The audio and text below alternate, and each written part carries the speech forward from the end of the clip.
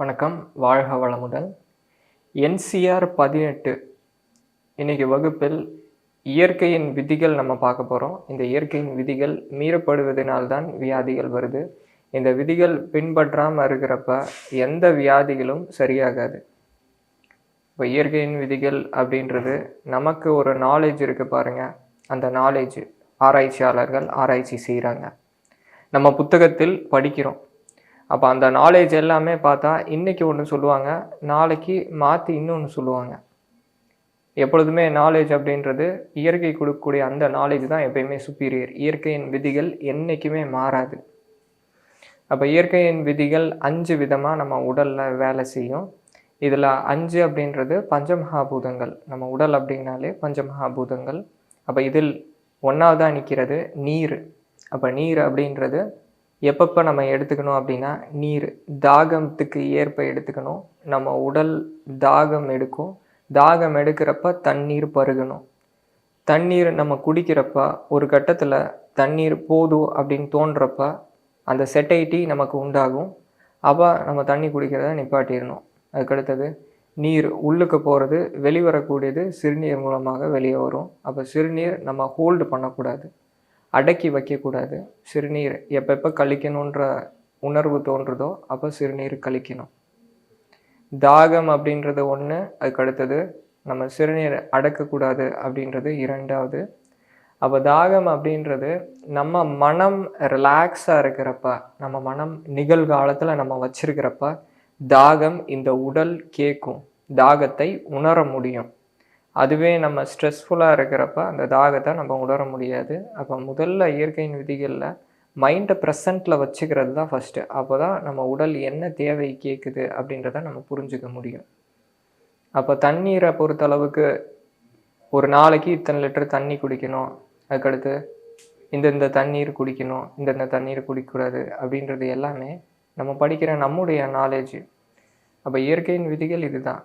நம்ம உடலுக்கு இன்றைக்கி அதிகமாக தண்ணீர் தேவைப்படுது அப்படின்னா இன்னையுடைய தாக அளவு அதிகமாக இருக்கும். அதுவே எந்த வேலையும் செய்யலை, வேர்க்கவே இல்லை அப்படின்றப்ப அப்போ அன்னைக்கு எழுதி வச்சு எத்தனை லிட்டர் குடிக்கணும் அப்படின்லாம் தேவை கிடையாது. தாகம் கம்மியாக இருக்கிறப்ப கம்மியாக தான் எடுத்துக்கணும். தாகம் இல்லாமல் தண்ணி குடிக்கிறதும் வியாதி.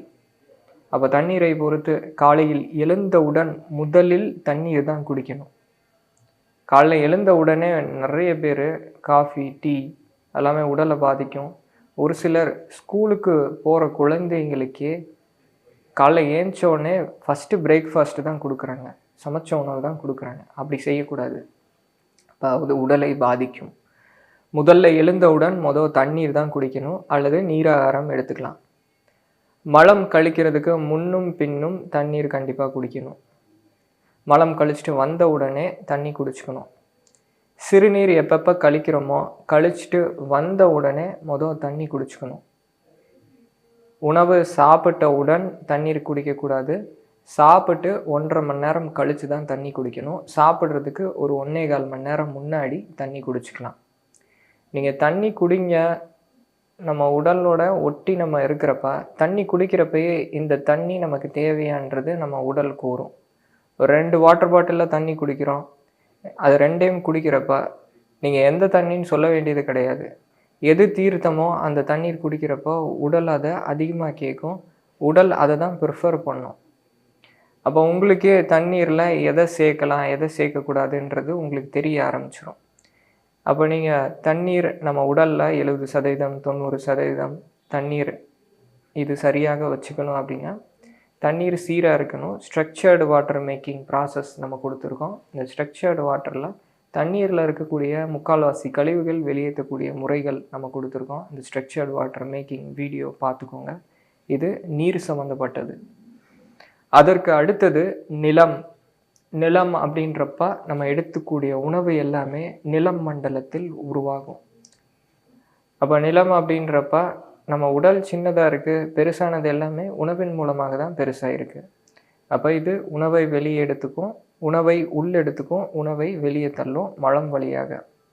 அப்போ உணவு உடலுக்கு தேவை அப்படின்னா பசியை தான் அது உடலின் மொழியாக வெளிப்படுத்தும். பசி எடுத்து உணவு எடுத்துக்கணும். ஒவ்வொரு நேரம் உணவு எடுத்துக்கிறப்பையும் பசியோடு தான் எடுத்துக்கணும். அப்போ அந்த பசியோட நம்ம உணவு சாப்பிட்றப்ப நமக்கே செட்டைட்டி ஹார்மோன் உண்டாகும். தேவை பூர்த்தி ஆயிடுச்சு அப்படின்னோடனே அந்த செட்டைட்டி உண்டாகும். அப்போ நிப்பாட்டிடணும். நிப்பாட்டாமல் இன்னும் அதிகமாக எடுத்துக்கிட்டால் அது வியாதி. பல பேர் இப்போ ஹவுஸ் ஒய்ஃபாக இருக்காங்க. கேன்சர் இப்போ நிறைய வருது.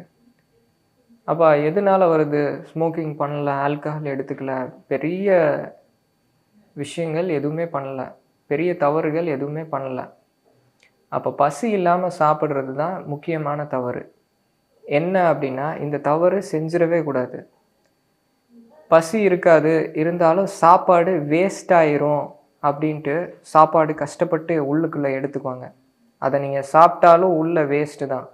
பசி இல்லை, ஸ்டாப் ஆயிடுச்சு, திரும்ப நீங்கள் எக்ஸ்ட்ராவாக எடுத்துக்க சாப்பாடு உடலிற்கு பர்டன். அப்போ அதை தவிர்த்துடணும். அதுக்கடுத்தது மலம். இந்த மலம் கழிக்கிறது ஆரோக்கியமான உடல் அப்படின்னா, ஒரு மாடெல்லாம் வளர்த்து பாருங்கள். மாடு எந்திரிச்ச உடனே முதல்ல அது மலம் கழிக்கும். அது மாதிரி ஆரோக்கியமான உடல் எழுந்திரிச்ச உடனே, நின்ன உடனே மலம் கழிக்கிற சென்சேஷன் தான் வரும். அது மாதிரி மாற ஆரம்பிக்கும். மலத்தை அடிக்கக்கூடாது, அடக்கி வைக்கக்கூடாது. மலம் எப்போ சென்சேஷன் வருதோ அப்போ போகணும். அப்போ இது நிலம். அதுக்கு அடுத்தது காற்று. காற்று அப்படின்றது உள்ளே எடுத்துக்கிறது காற்று, வெளியே போகக்கூடியது, வெளியே தள்ளக்கூடியது சளி. அப்போ காற்று மூக்கின் மூலமாக மட்டும் வெளியேறது கிடையாது, தோலின் மூலமாகவும் உள்ளே எடுத்துக்குது, வெளியேற்றுது. தோலின் துவாரங்கள் வேர்வை மூலமாக அது கழிவை வெளியேற்றும். அப்போ வேர்வை அடக்கி வைக்கக்கூடாது, மூச்சை அடக்கி வைக்கக்கூடாது. எப்படியோ அதே மாதிரி வேர்வையை அடக்கி வைக்கக்கூடாது, அதுவும் ஆபத்து. அப்போ வேர்வை அடக்கி வைக்கக்கூடாது அப்படின்னா நம்ம வாலண்டரியாக அடக்கி வைக்க முடியாது. இருந்தாலும் நம்ம இந்த தோலில் சோப்பு, பவுடர்ஸு, கெமிக்கல்ஸ் இதெல்லாமே அப்ளை பண்ணுறப்ப அந்த ஸ்கின் போர்ஸை அது க்ளோஸ் பண்ணிடும். அது மாதிரி காட்டன் கிளாத் இல்லாமல் இருக்கிறப்ப, உடைகள் டைட்டாக இருக்கிறப்ப அது இந்த ஸ்கின் போர்ஸை க்ளோஸ் பண்ணும். சரியாக ப்ரீத் பண்ண முடியாது. இந்த தவறு செய்யக்கூடாது. அதுக்கடுத்தது காற்று அப்படின்றப்ப தன்னாலேயே மூச்சு உள்ளே போகும், வெளியே வந்துட்டுருக்கிறது. அப்போ மூச்சு உள்ளே போய் வெளியே வர்றது நம்ம கவனிக்கிறப்ப மூச்சு உள்ளே போய் வெளியே வரப்ப வயிறு மேலே வரும், கீழே வரும். அப்படி இருக்குது அப்படின்னா சரியாக இருக்குதுன்னு அர்த்தம். சரியில்லை அப்படின்னா மேல் மூச்சாக வாங்குது, இல்லை பேசுகிறப்ப மூச்சு வாங்குறது, மூச்சு உள்ளிழுத்து வெளியே வர்றது, வாய் வழியாகவே இன்ஹேல் பண்ணுறாங்க, எக்ஸேல் பண்ணுறாங்க அப்படின்றப்ப காற்றின் விதிகளை நீங்கள் ஃபாலோ பண்ணலன்னு அர்த்தம்.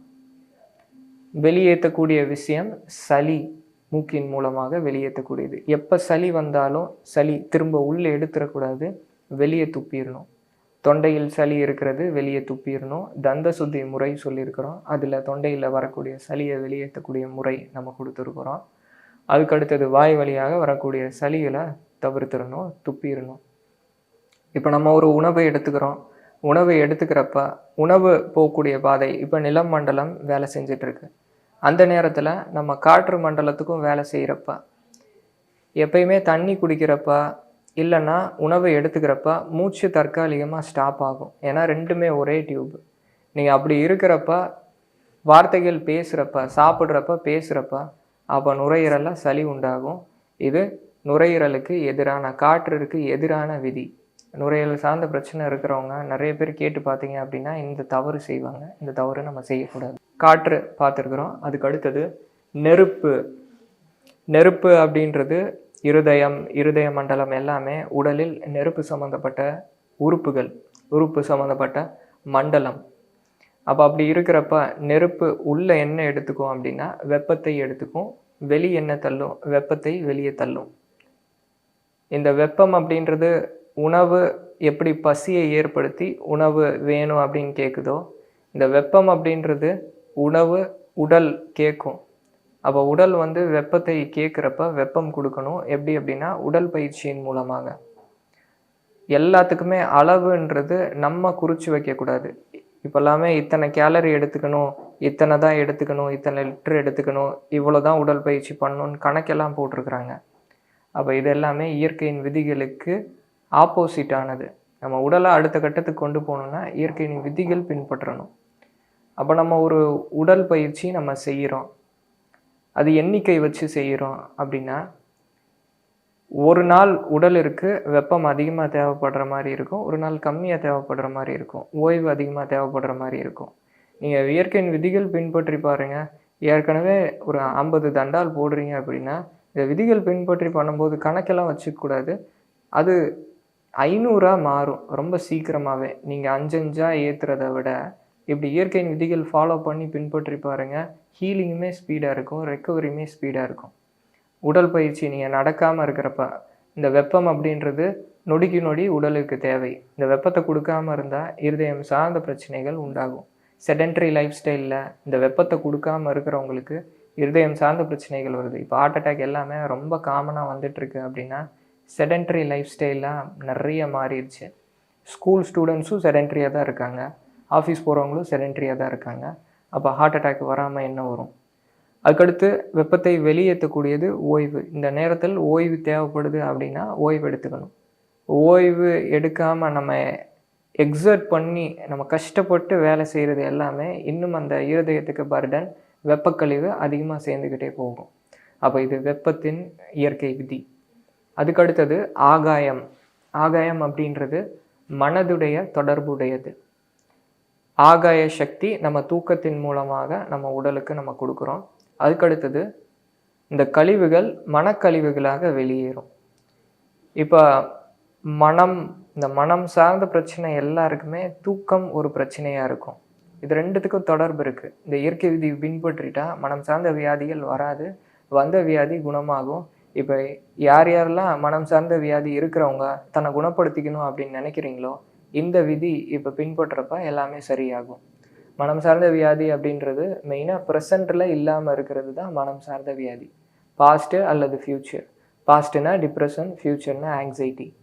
இதுலேயே 2 விதமாக இருக்கும், டிப்ரெசிவ், மேனியாக் அப்படின்ற 2 விதம். அப்போ இதுதான் பேஸு. அப்படி இருக்கிறப்ப ப்ரெசண்ட்டில் இருக்கவே முடியாது. ப்ரெசண்ட்டில் இருக்க முடியாமல் இருக்கிறப்ப சாதாரணமாக இருக்கிறவங்களே ஸ்ட்ரெஸ் அதிகமாக இருக்கிறப்ப ப்ரெஷர் அதிகமாக இருக்கும். அப்போ ப்ரெஷரை ரிலீஸ் பண்ணணும். இப்போ ப்ரெஷரை ரிலீஸ் பண்ணுறதுல ஒரு முக்கியமான விஷயம், இப்போ நமக்கு உணவு எடுத்துக்கிறோம், உணவு மட்டும் உள்ளுக்கு எடுத்துக்கிட்டே இருந்து மலமே கழிக்கலைன்னா அது பிரச்சனை.